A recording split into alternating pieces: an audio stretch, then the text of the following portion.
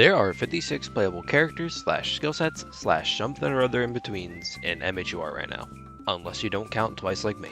And since every single one of them has a different special tuning, that obviously means there are 56 different special tunings. Crazy math, right? With such a large quantity of them, this leads to a few of them sticking out from the crowd for just the worst possible reasons. Let's take a quick look at them.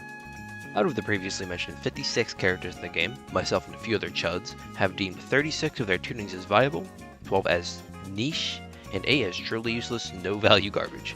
I will say though, after counting it out, I was a bit surprised at just how many tunings you could realistically run and reasonably get value from. That's also not what we're here to talk about today.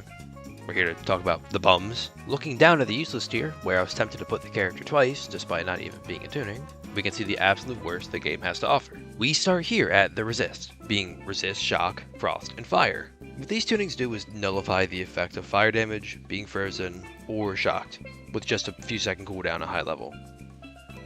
That's it.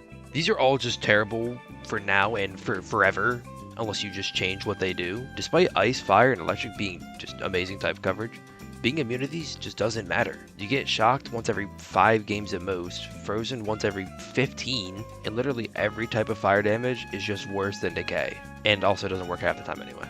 Using a special slot on one of these is just a sign for worse things to come for your teammates. It's just a waste. Battlefield analysis for Momo is actually a bit more interesting here. It allows you to see where the next ring is going to be, which is actually a great thing in any other game. In mhur, there are at least 5 characters who can just get across the entirety of the map without even touching the ground in the first place. This makes rotating to a new zone just completely trivial. Not to mention it only lasts so long as well. Before level 8 or 9, it won't even last the entirety of the match, when it might, like theoretical world, actually matter, like the end of the game. This is a product of how the tuning needs to abide by the leveling system in order to fit into the game, but the devs couldn't come up with a creative way to make it work, so just gave it a timer, like everything else. Quasi-permeation from Rapid Miro actually used to be ran a lot back in the day when tuning first came out in Season 8. For those who don't know, it gives you invincibility for upwards of 40 seconds once the match starts, which, unlike the last two, actually could be useful in concept. Issue is, it goes away once you attack or use almost any ability, including movement ones. This makes looting slower at the beginning of the game, which is what you should be doing, unless you just want to burn off one of your 2 special tuning slots. And if you want to use it to get boxed safely, there's a whole tuning, which is actually pretty decent, and does that, and it lasts the entire game. Once again, it's a good idea, it's just in the wrong game.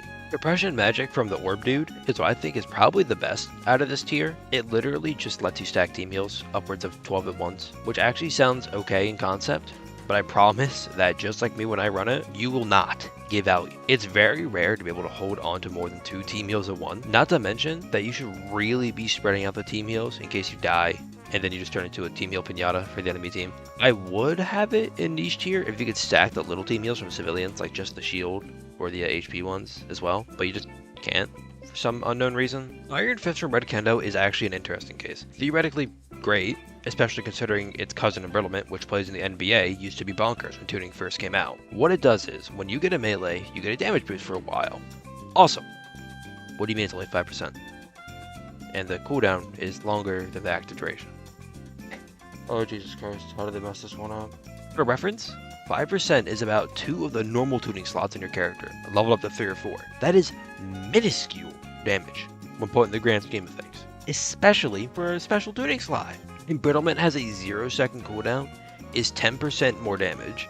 Used to be 20%, but Red Kendo got that shit nerfed. And lasts upwards of 15 seconds. I will say though, it did come out right after Embrittlement was nerfed a few times, so the devs were obviously scared that the problem would just rewrite itself, but just calm.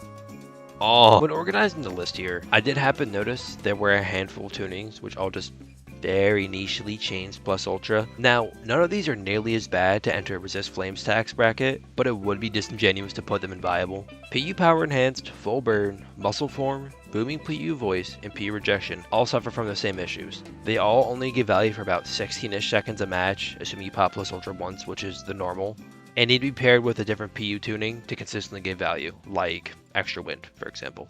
Wow, that is a lot more people than I'm used to. Kid Me is just screaming, watching my views and subs and watch hours go up now that I'm trying to put more effort in.